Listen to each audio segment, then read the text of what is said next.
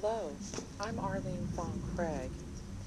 I develop and implement education and outreach programs for freestanding policy research organizations. I also manage conferences and publications production. My current work involves university-community partnerships, or sometimes they're called academic activist coalitions.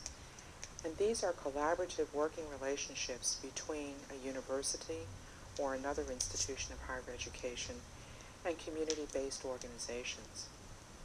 The program that I'm proudest of, I guess because I had the most fun doing it and because I think we had the most impact on the community, was DC Girls.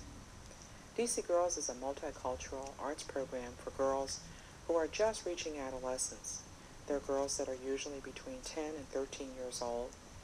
We targeted girls, particularly young girls who are African American or Latina, living in metropolitan Washington, D.C. And our purpose was to help the girls learn more about their culture and also about the culture of girls who are their neighbors, but with whom they may not hang out and with whom they may have misunderstandings or they may have stereotypes of their neighbors. This program was run by the Union Institute Center for Women. It's a very non-traditional university. It's a university for adult learners. And the Center for Women decided that it would have a program with the community that would really show what the current scholarship is on girls and the university. I recruited the girls for this program. I stood on church steps. I met with their parents at libraries. And I also visited community-based organizations right on their home turf and persuaded them it was okay to let go of their babies and to be with us for this one-year program. We divided DC Girls into 3 sets of workshops. The first one was the tradition of quilts. There's an African American tradition for quilts and a Central and South American one.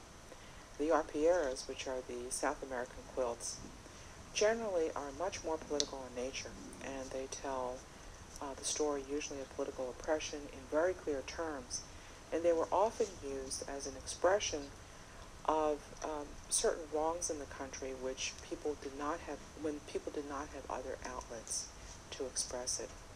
African American quilts generally take a much more wide-ranging form, and they could either be based upon certain repetitive geometric patterns, but more often they would be really left up to the imagination of the creator.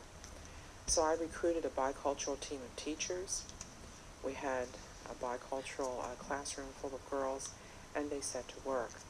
The second part of DC Girls really focused upon a non-print media, media that was music videos, perhaps movies, and television, the kind of media that girls are most likely to get their information from. And what we would do is have the girls select certain music videos that we would discuss and analyze, although we never used that term. And we also selected ourselves certain movies we would have the girls watch. And we really tried to encourage a very free discussion about the kinds of images of women and girls that were portrayed in rap videos and in movies. Ironically, a lot of the girls were about 10 years old at this point, and the movie they chose to watch was The Women of Brewster Place, which had been produced 5 years earlier. And when you think about it, it's not a very current movie by their standards, and it was over half of their lifetime ago. But this is the movie they chose to watch 2 or 3 times and really talk about things that were very central to their lives.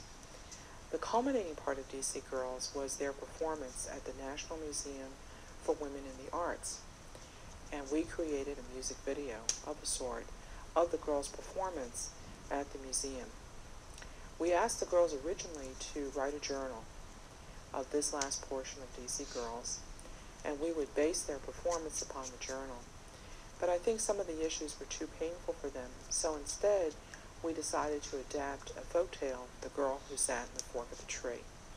And so we had the girls make some of the sets. They were minimalist, but they made the tree and they made the doll, again following their own traditions, who sat in the fork of the tree. So we invited parents and their families, and we had a wonderful performance at the museum.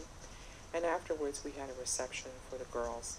And out of this, we produced a 30-minute videotape, and we gave that to each of the girls. And I think I've discovered what I'd like to do in the next stage of my life. I really enjoyed being executive producer. It was fun. It was a great video. And we provided a service to the community. And that was DC Girls.